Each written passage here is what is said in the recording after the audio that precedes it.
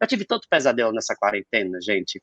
É assim, tinha determinados momentos em que semanas inteiras eu ficava tendo pesadelos, assim, eu falava assim, gente, eu não vou dormir, eu vou entrar numa gincana agora, porque é todo tipo de pensamento, então isso atrapalhou muito os meus dias, assim, e eu acabava sentindo sono durante o dia, porque precisava compensar. Uhum.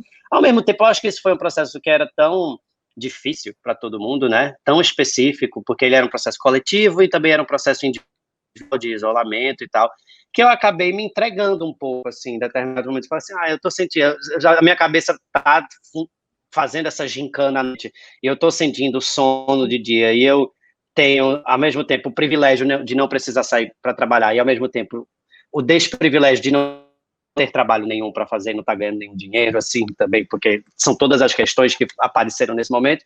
Aí eu falei, então eu vou me jogar, vou lidar com isso. Existe um levantamento mostrando que sonhos vívidos, né, que a gente pode chamar, e pesadelos têm aumentado, tá? Então, esses sonhos ocorrem numa fase do sono que se chama sono REM.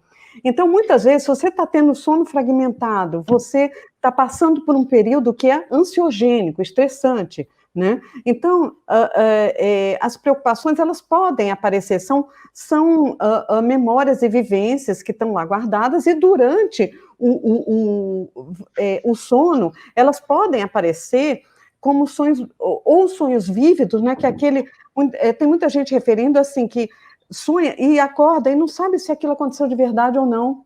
Então, isso é uma queixa, né, algo que a gente tem ouvido bastante, como pesadelos e como sensação de sonhar muito. Você percebe quando você sonha, quando você dá uma acordadinha durante o sonho. Se você não despertar durante o sono REM, você pode ter sonhado, mas você não vai lembrar. Então, muita gente que diz que não sonhou, na verdade, ela sonhou e simplesmente não lembra, né? Então, pode ser que... E os sonhos, eles ocorrem mais na segunda metade da noite, próximo da hora da gente acordar, e não na primeira metade, né? Então, muitas vezes, a pessoa já está começando a acordar e está sonhando, e aí ela lembra, né? Do conteúdo dos sonhos, né? Tem muita gente que tem sonhos muito criativos, tem muita gente que tem sonhos angustiantes, né? Mas o que está aumentando, assim, nas pesquisas o relato de sonhos angustiantes e de pesadelos, tá? Por conta, possivelmente, dessa maior exposição a estresse, a incertezas, a medos, né, Dalva? Seria mais ou menos por aí, né? É uma reação, né? Uma resposta, talvez, a esse momento mais tenso que a gente está vivendo, né? E, Jairo, você falou uma coisa interessante, porque todas as vezes que se faz uma pesquisa em termos de sono, em épocas, por exemplo, tem uma pesquisa da década de 80, na época daquele plano econômico, enfim, que gerou consequências terríveis, né? E naquela época também os pesadelos e a sensação de sonhos angustiantes aumentaram muito, como os relatos de sonho, além, obviamente, de outros distúrbios de sono, e como agora também.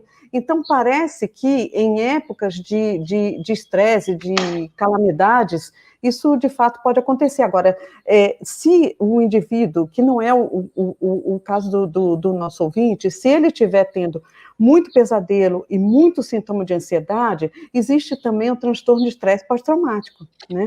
Algumas pessoas, especialmente aqueles que ou que tiveram, ou que estão convivendo, ou que perderam alguém, né?